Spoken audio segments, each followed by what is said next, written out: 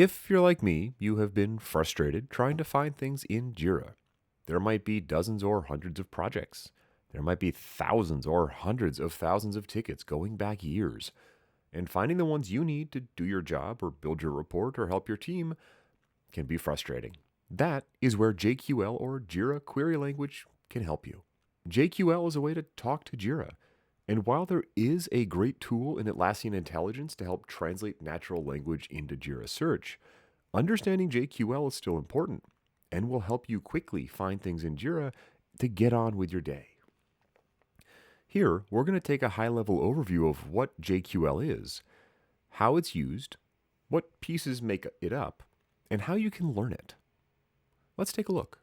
JQL is just a way to talk to Jira, and we find it by going to Filters and View All Issues. Now this shows up in all versions of Jira, software, work management, etc.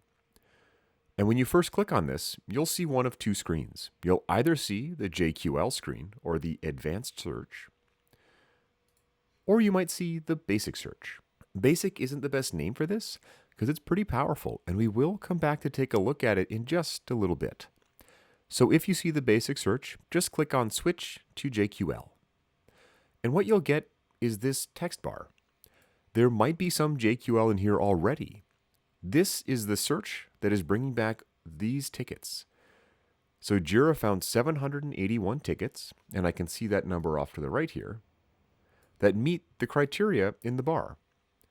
Now if I read this left to right, it says created, greater than or equal to, minus 30D, D for days, order by, created, descending.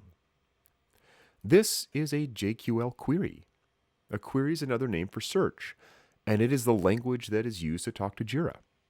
Breaking this apart, we have one query, which is everything in here, and we have two clauses. The first clause is this created greater than or equal to, and the second clause is this order by.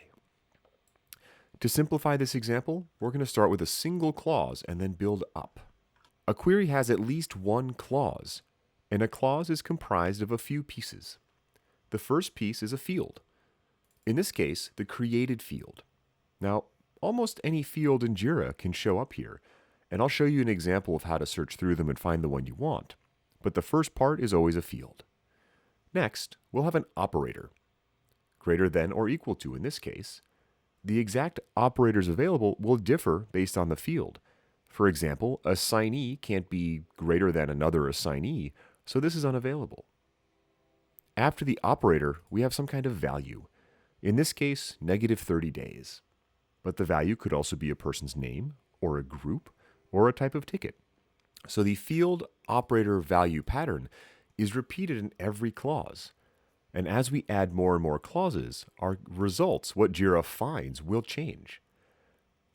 If I would like to add additional clauses, I have to use something called a keyword to connect them. These are special words that are reserved in Jira. They can't be used for field names or other things, because if they were, Jira couldn't tell if you're adding a new clause or referring to a field. Examples are and, or, in, not. Here I have too many results, so I want to shrink my results, so I'll use the and keyword. Then I hit space, and you'll see a big list of fields. This is a list of every field I can see in Jira. And as I start typing, that list will shrink. As I type in for the assignee, I'll see that list shrink down until it's just the field I need. I can click it, keep typing it, or just hit enter. I'll hit space again, and now I get a list of the operators that work for assignee. Again, I can't say one assignee is greater than another, but I can say is it equal to something, or was it changed? Here, I'll say the assignee is equal to someone. Then I'll hit space, and I'll get a list of all the possible values for assignee. Jira is being nice and helping limit what I can type in just by showing the valid entries. So as I start typing a name, we'll see this start to shrink again. And here I get one value, Mitch Davis. Jira will sometimes convert names or other values into a unique ID. Don't worry, you don't have to memorize that value. You can just type in the name and Jira will take care of the rest. There is one important part of this, which is this little check mark right here. That check mark tells me this is a valid query. It means if I hit enter, Jira will be able to run the query. It might not bring back anything, but at least it understands it. If I add some random text to the end, that will change to a red X. And this tells me this isn't a valid query. If I try to run it, Jira will be displeased with me and give me an error. This error tells me what JQL was expecting, another keyword, but instead it got these letters. So to fix this error, I just have to go find that error and delete it. And now I have my green check again. I'll hit enter to run the query. And here we have the 210 tickets that meet my criteria. I could add more clauses connected by keywords to further refine this, but this is how I can narrow down my results. Now, JQL can be challenging to learn. It's a new skill and we might not be familiar with it. But there is a little bit of a shortcut within Jira that can help teach us JQL, and that is the basic search. I'm just going to click on Switch to Basic over to the right. And this is the same set of dropdowns I could use to select tickets and build a query. But you'll notice that some values are already here. Mitch Davis is already listed, and the created date already has values.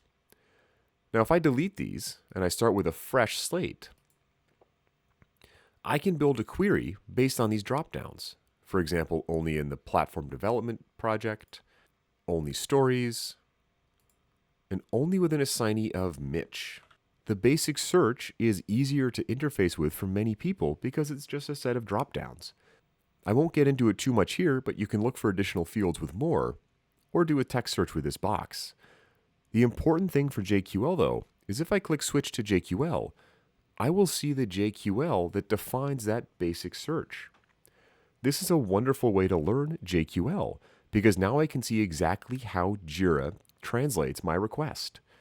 I can learn how the assignee field could be used, or I could learn what the combination of field operator value is for issue type. I find this is a great way to help folks learn JQL and get comfortable with the text without having to just sit here and be frustrated trying to type in the right thing. So I'll encourage you to take some time to play with that. Go to Basic Search, pick some dropdowns and see what they look like. There are also a lot of great courses on JQL. Atlassian has some good free ones, and I have a great one over on Udemy that I'll drop in the course description. So there we have it. JQL or Jira Query Language is just a way to talk to Jira to get what you want. It can be a bit challenging to learn. The best way to do that is to get hands-on. Go into Jira and punch the keys and see what happens. You won't be able to break the system with a search, so jump in and try things out. Thank you so much for taking time to learn about JQL with me. If you like it, please like it and subscribe. Share it with folks who might be interested. Also, drop down a comment if you have specific things about JQL or Jira or searching you want to learn. And I'm looking forward to seeing you in another one of these soon.